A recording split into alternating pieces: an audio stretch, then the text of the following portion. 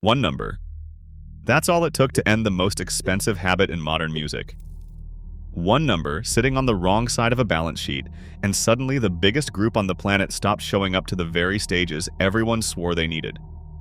Because while the industry was busy watching the red carpet arrival feeds, BTS finally ran the math on the Western award tax, and what they found flipped a decade of power completely upside down. Hold on to that number, because in about 90 seconds, it's going to turn every trophy on that stage into a rounding error. For over a decade, the rule was unspoken but iron. If you want to be taken seriously on a global stage, you pay the entry fee. Sign the broadcast exclusivity waivers. Hand over your performance licensing for pennies. Bend an entire international tour around one network's television calendar. Everybody paid it. Nobody dared say its name out loud, but BTS climbed to a scale where that fee stopped being the ordinary cost of doing business and curdled into a tax on their own crown. And to understand why walking away made them richer, you have to read the one line of fine print that music news never bothers to cover. When a global act agrees to perform on a major televised award show inside the United States, they're not simply gifting 4 minutes of live vocals to a broadcast. They sign something the live entertainment world knows cold and the public has never heard of, an Exclusivity Radius Clause. Under these standard agreements, an artist on a major primetime music broadcast is contractually forbidden from holding ticketed concerts within a set distance of the host city, often around 100 miles, for a window that can run 30 days before and after the event, sometimes far longer. This machinery isn't new. Festivals built their entire model on a brutal little rule the industry nicknamed the 90-90, no competing shows within 90 miles for 90 days. And these clauses have teeth. Promoters have hauled each other into antitrust court over radius restrictions that froze whole regions out of the touring market. One Pacific Northwest promoter took that fight all the way to federal court, arguing a single festival's radius clauses had effectively locked an entire corner of the country out of booking major touring talent. That's how much power a handful of contract lines carry. For an average pop act chasing television exposure, that trade is nothing. But drop that exact same clause onto the single highest live ticket demand on Earth, and it stops protecting anybody, it starts bleeding them. So, how much does one signature on that contract cost a group operating at BTS's altitude? That's the number I told you to hold on to. That was the trap. Here's the number that blows the whole thing wide open.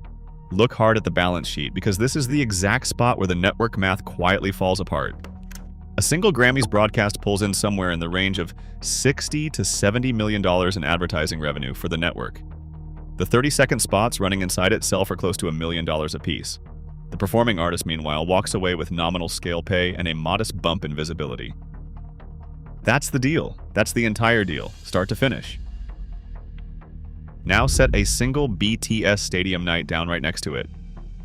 One night at a venue on the scale of MetLife can gross in the range of $12 million in primary box office alone, before one piece of merchandise leaves a table, before 1 second of paid streaming is counted, before the direct-to-fan digital money has even walked into the room. So when BTS accepts an award slot that trips a 60-day blackout window in a major market, they're not trading 3 minutes for a little exposure. They're setting fire to tens of millions of dollars in live tour revenue purely to hand a television network some free ratings. This is the comparative opportunity cost that nobody sitting in that boardroom ever dared put up on a slide. $0 in direct ticket sales on one side of the ledger, 8-figure stadium grosses on the other. And this isn't hypothetical napkin math. When BTS ran 4 nights at SoFi Stadium, they pulled a reported $33 million and moved 214,000 tickets, the biggest box office in California history at the time. On their current world tour, they've been averaging north of $10 million per single show. So the leverage here didn't merely shift a little, it completely inverted. The act that once desperately needed the stage had quietly become the stage everyone else now needed. And if you track the macroeconomics behind how BTS is reshaping the global media ecosystem, hit subscribe. We decode the industry data standard recaps miss every single week. But none of that alone explains why BTS could afford to walk. Plenty of acts lose money on award shows and keep showing up anyway, because they have no other way to reach the world.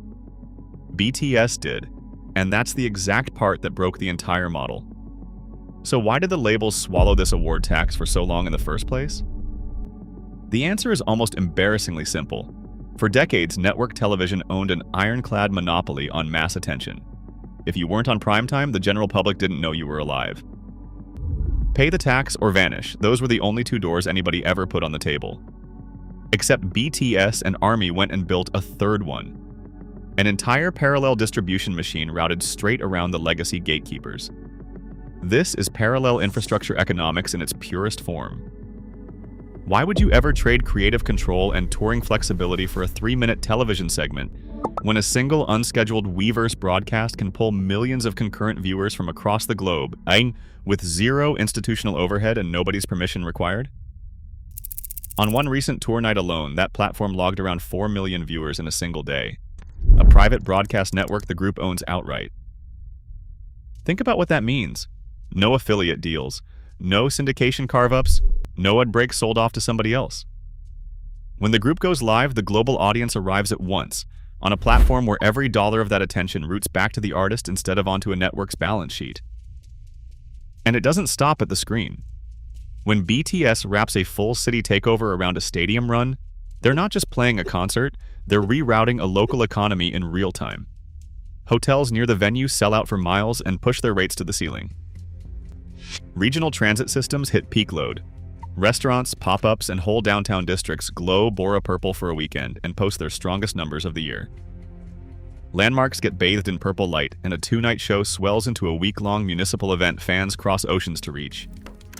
Independent estimates around comparable runs put the local economic lift in the tens of millions of dollars across a single weekend. Money that lands in a city's hotels, restaurants, and rideshare lines rather than a broadcaster's ad sales department. And I want to hear from the international fans watching this. Did your city host a stadium date on this tour, and how much did local prices surge where you are? Drop your city and the numbers below. No broadcast board approved a single second of it. No network took a cut of any of it. So ask yourself who exactly actually needed whom. Because the honest answer is the one the industry spent years avoiding. The legacy machine needed BTS's hyper-engaged global audience to slow the bleed on its own collapsing ratings far more than BTS ever needed one more plastic trophy for a shelf. Award show viewership has been sliding for years, even as ad prices keep climbing, and the show needs a reason for younger audiences to tune in. BTS was that reason. One booking could swing a demographic toward the broadcast. One quiet no could gut it. That isn't a favor an artist owes a network, that is leverage. And somewhere in a boardroom, somebody finally had to admit that ugly truth out loud. And understand, this is so much bigger than one group or one tour. By walking away from the restrictive award show demands and betting everything on the direct stadium connection with their fans, BTS exposed how obsolete the whole gatekeeper model had become while nobody was looking. They proved a global act no longer has to play by the legacy rules. No longer has to accept token, tucked-away slots inside segregated categories just to be taken seriously by the mainstream. No longer has to bleed out touring revenue simply to purchase a little stamp of cultural legitimacy from a closed room of insiders. What they built in its place looks a lot like sovereignty, the freedom to decide where they perform, who profits, and what their art is worth, all without ever asking a broadcast board to bless it first. And the aftershocks are already visible everywhere. A whole generation of international artists is now scaling global markets without ever begging for a primetime slot, following a blueprint that didn't exist a decade ago. The old gate is still standing. It simply doesn't lead anywhere important anymore because the audience already got up and walked around it. And when the real history of global music economics finally gets written down, this stretch of years will not be remembered for who happened to take home some category voted on behind closed doors by a committee. It will be remembered for the artists who looked up, did the arithmetic for themselves, and realized they already owned the entire stadium. So here's the real question worth sitting with. Did the Western award shows lose their cultural authority the day global artists stopped needing the platform? Or was this whole collapse baked in from the moment stadium economics finally grew bigger than broadcast television itself? Drop where you land on that down in the comments, because ARMY is going to have thoughts on this one. And if you want to see the specific contract maneuver the members pulled during their solo eras to rewrite HYBE's entire profit-sharing structure and lock down creative autonomy for themselves, that full breakdown is sitting right here. Go watch exactly how they pulled it off.